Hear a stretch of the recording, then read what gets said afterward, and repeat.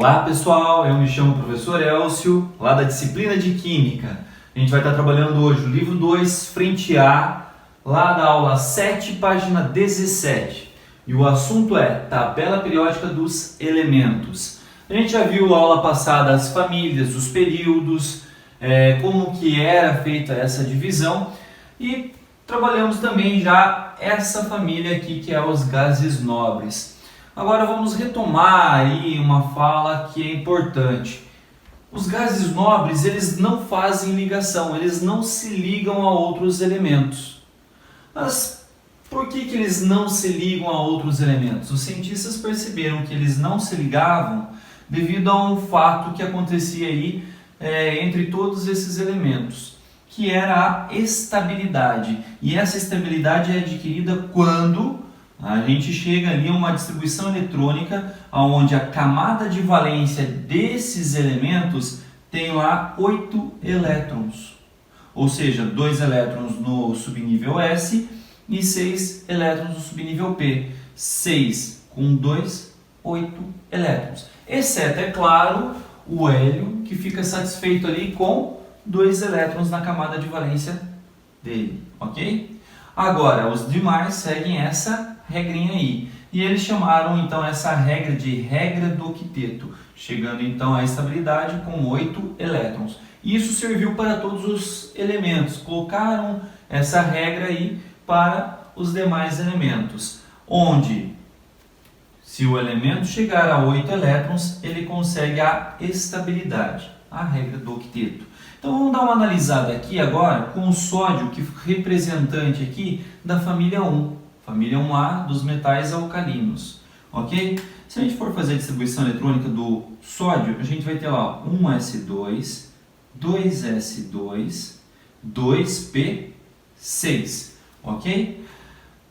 Isso se ele fosse o neônio, que daí ele teria 10. Falta um elétron só, então vai ficar o quê? 3s1. Essa é a distribuição eletrônica para o sódio. Levando em consideração então a camada de valência dele, temos essa camada aqui, ok? Então essa é a camada de valência do sódio. Com isso ele tem quantos elétrons? Eu tenho um elétron só. Agora eu faço a seguinte pergunta: está na estabilidade do gás nobre? Não, não está. E como que ele chegaria a essa estabilidade? De duas formas. Ou ele perde esse elétron, ou ele ganha mais 7 elétrons. O que é mais fácil para esse elemento? Perder um elétron ou receber 7? Então é muito mais fácil ele perder um elétron. Então, se ele perde esse um elétron, ele vai perder a camada 3 inteira. Se ele perde a camada 3 inteira, perdendo um elétron, agora ele vai ter uma quantidade de prótons a mais do que elétrons. E com isso ele vai ter carga o quê? Positiva, porque ele perdeu uma carga negativa. E com isso, o que acontece? A outra camada de valência dele vai ser agora o que? 2s2, 2p6. Não é a mesma distribuição eletrônica do que o neônio? Ficou igual? Sim. Então agora ele alcançou a estabilidade. Tem aqui 8 elétrons de valência. Ok? Vamos dar uma analisada agora um representante da família 2, que é o magnésio. O magnésio que tem número atômico 12. Então vai ter lá 1s2, 2s2, 2p6 e terminamos em 3s2. Camada de valência então para o magnésio é a camada 3. Está aqui, ó. Agora, ele está com 8 elétrons na camada de valência? Não. Para chegar a 8 elétrons, novamente, ele tem duas possibilidades. Ou ele perde 2 elétrons, né, que ele tem aqui então um total de 2 elétrons de valência, ou ele recebe 6. O que é mais fácil para ele? Perder 2 ou receber 6? É muito mais fácil ele perder 2 elétrons. E se ele perde 2 elétrons, o que acontece? Vai ficar com quantos agora no total? Ó, exatamente a distribuição eletrônica do neônio. Então agora eu tenho um total aqui, ó, de 8 elétrons de valência. ok? E agora, se ele perdeu 2 elétrons, significa o quê? Ele tinha exatamente a quantidade de elétrons e a quantidade de prótons. A partir do momento que ele perdeu 2 elétrons, eu vou ter uma quantidade maior de prótons, maior de carga positiva. Então ele vai ficar o quê? Mais 2. O que o professor está querendo dizer com tudo isso, professor? Estou entendendo, o sódio vai perder 1, o magnésio vai perder 2 elétrons. O que o professor está querendo dizer é, todos da família 1 perderão o quê? 1 elétron. Vão ficar sempre cátion mais 1. Todos da família 2 vão perder o quê? 2 elétrons. Ficando o quê? Cátion 2 mais. Ok? É isso que o professor está querendo dizer com essas duas famílias aqui. Agora a gente vai fazer um trabalho parecido, porém agora com a família 17, 16 e 15. Ou seja, a família dos halogênios, calcogênios e do nitrogênio. Ou do flúor, do oxigênio e do nitrogênio. Vamos pegar aí como exemplo, então, esses metais que o professor acabou de falar aí. O oxigênio, o nitrogênio e o flúor. Ok? Então, vamos estar trabalhando com esses metais aí. Presta atenção. Só o professor terminar de apagar aqui. Feito isso, vamos lá. Então, vamos começar aí com o flúor. Flúor que tem número atômico 9. Distribuição eletrônica dele vai ficar o quê? 1s2, 2s2, 2p, 4 elétrons já foi, para 9 só 5 elétrons, ok? Camada de valência dele agora é qual? 2s2, 2p, 5. Essa é a camada de valência. Ok? Ele tem quantos elétrons aqui no total? 5 com 2, 7 elétrons no total. Então tem lá 7 elétrons de valência. Agora, ele chegou aos 8 elétrons para ficar estável na estabilidade dos gases nobres? Não. E o que ele precisa? Ou ele perde esses 7 elétrons, ou ele recebe 1. O que é mais fácil para o flúor? Perder 7 ou receber apenas 1? Receber apenas 1. Então, mais 1 elétron, então, ele vai ir a quanto? Ó? Mais 1 elétron, totaliza, então, 8 elétrons na camada de valência. Ok? Tá aqui, ó. Agora, se ele recebeu 1, ele tinha 7 na camada de valência, estava com a quantidade exata de elétrons e de prótons. Se ele recebeu mais 1 elétron, quer dizer que ele recebeu uma carga negativa. Então, ele vai ficar com uma carga negativa. Vai se transformar em um ânion, ok? Agora vamos fazer o mesmo trabalho com o oxigênio. O oxigênio tem número atômico 8. Então vai ter lá a distribuição eletrônica dele, 1s2, 2s2, 2p, 4 para fechar 8, ok? Qual é a camada de valência? A camada de valência é a camada 2. Está aqui, ó, certo? Camada de valência. Quantos elétrons o oxigênio tem aqui na camada de valência? Ele tem um total de 4 com 2, 6. O que é mais fácil para o oxigênio? Perder 6 elétrons ou receber 2? Então, é muito mais fácil para o oxigênio ele receber 2 elétrons. Então, ó, mais 2 elétrons, ele vai chegar a quanto? Mais 2 elétrons, ele chega a um total de 8 elétrons. A distribuição eletrônica do neônio. E aí ele chega àquela regra do octeto, a estabilidade. Mas ele recebeu 2 elétrons a mais do que ele já tinha, que era a mesma quantidade de prótons. Então ele ficou com maior quantidade de elétrons, 2 a mais. E com isso, vai ter o que? 2 menos. Quando ele recebe carga negativa, então está aumentando elas. Beleza? E um último exemplo aí, o do nitrogênio. Nitrogênio, que tem número atômico 7, ok? Fazendo a distribuição eletrônica, vai ficar o quê? 1s2, 2s2, daí depois 2p3. E qual é a camada de valência? A camada de valência é essa aqui, ó. Essa é a camada de valência. Ok? Quantos elétrons eu tenho de valência aqui? Eu tenho 3 com 2, 5 elétrons. O que é fácil para o nitrogênio chegar à regra do octeto?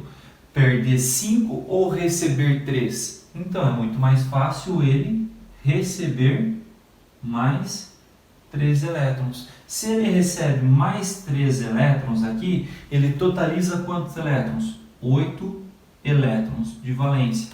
E com isso ele chega na distribuição eletrônica do neônio, a estabilidade, a regra do octeto. E com isso ele está recebendo 3 elétrons a mais, tem carga o quê? 3 menos. O que o professor está querendo chegar com tudo isso? Que eu tenho lá a família do flúor, todos eles vão chegar com carga o quê? Menos 1. Olha lá, ó, todos eles vão ter o quê? Carga menos 1. Quando for lá do oxigênio, vão adquirir o quê? Carga menos 2. Quando for do nitrogênio, vai adquirir carga o quê? Menos 3. Ok? E contudo, a gente já chegou aqui a uma região da tabela periódica, essa região que está aí em laranja, cor laranja, a gente tem o quê? Os não metais ou ametais. Ou seja, eles não têm as mesmas características do que os metais. Metais, eles são o quê? Brilhosos, eles conduzem corrente elétrica facilmente. Já os não metais não conduzem corrente elétrica, eles não brilham, eles recebem elétrons, os não metais. Já os metais, eles doam elétrons. E a gente está vendo o que? A característica de um não metal e o de um metal. Então, a gente tem características bem distintas entre os dois, tá? Bem diferentes. Agora, nessa região onde que está em roxo aqui, onde eu tenho lá o boro, o silício, o germânio, o arsênio, o antimônio, o telúrio e o polônio, são os semimetais, que têm as características de ametais e características de metais. Eles são intermediários, eles têm a característica dos dois. Tipo, por exemplo, o silício e o germânio são utilizados aí como semicondutores, muito utilizados aí em placas de computadores, ok? Então eles estão entre os dois, mas a IUPAC não recomenda muito ficar chamando de semimetais. É que hoje em dia já tem uma visão um pouco diferente, que a gente está definindo que um lado é não metal e o outro lado é metal, ok? Agora, um outro fato extremamente importante aí, que é corriqueiro em vestibulares, é os elementos naturais e artificiais. Os elementos naturais, eles vão até o número 92, até o urânio, ou seja, todos os elementos antes do urânio com um número atômico menor que 92 são considerados naturais, exceto 4. Quem são esses 4, professor? Frâncio, tecnécio, bromécio e astato. Esses 4 elementos aí que são artificiais, só que tem número atômico menor que 92, são também chamados de cis-urânicos, ok? Então, abaixo de 92, os elementos artificiais são chamados de cis-urânicos. Aqueles que possuem um número atômico maior que 92, daí eles são chamados de transurânicos, ok? Beleza, gente? E isso daí que eu tinha que mostrar para vocês referente à tabela periódica. Agora, na próxima aula, a gente vai ver as propriedades da tabela periódica, ok? Então, pessoal, vamos lá agora para os exercícios. Exercício de assimilação, o exercício número 1, lá da aula 7, ok? Página 18, ok? Então, acompanha lá, ó. Página 18. Fechou? Então, o exercício diz o seguinte, ó, presta bem atenção. Sobre o elemento químico ferro, que tem número atômico igual a 26, é correto afirmar. Então, sabendo que é o ferro, tá aqui, ferro. Número atômico 26, a gente representa o número atômico aqui embaixo, ó, 26. Ok? Ele diz ali, letra A, tem o símbolo F? Não, F é do flúor, Fe que é do ferro. Tá? É líquido a temperatura ambiente? Então, vamos achar a posição dele na tabela periódica e daí vamos fazer essas afirmações. Primeiro, fazendo a distribuição eletrônica, como que vai ficar? 1s2, 2s2, 2p6, até aí fecha 10.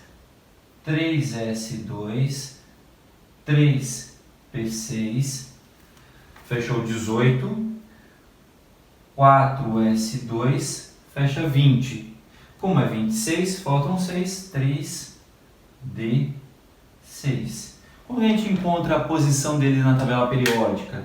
Então, primeiramente a gente vai encontrar o período que ele se encontra. O período que ele se encontra é pela camada de valência. A camada de valência é essa, 4s2. Então a gente sabe que ele está no período 4. Então a gente tem lá, ó, período 1, 2, 3, 4. Ele está nesse período aqui, ok? Agora, para saber a posição na família onde ele se encontra, é só fazer o quê? A soma. A soma de quem? A soma dos elétrons de valência e do subnível mais energético. Vai ser quanto? 6, 7, 8. Então ele está na família 8. Lá do período 4, família 8. Então ele está localizado exatamente nessa posição aqui, ó. Fe. Se ele está nessa posição, ele é o quê? Um metal ou um ametal? Então aqui ele está representando os metais. Se é um metal, ele é sólido a temperatura ambiente. Os únicos elementos que se encontram na fase líquida a temperatura ambiente é o mercúrio e o bromo, ok? E a gente sabe que os que estão na fase gasosa é quem? Os gases nobres, juntamente com os gases nobres o flúor, o oxigênio e o nitrogênio, ok? Já o bromo já vai estar líquido, o iodo já começa a ser sólido, ok? Então, presta atenção aí. Então ele não é líquido. Pertence ao grupo dos metais alcalinos? Não, aqui não é os metais alcalinos. Lá os metais alcalinos é essa. Está localizado no quarto período da tabela periódica? Exato, exatamente isso, quarto período. Então a resposta correta para essa questão é a letra D. Ok?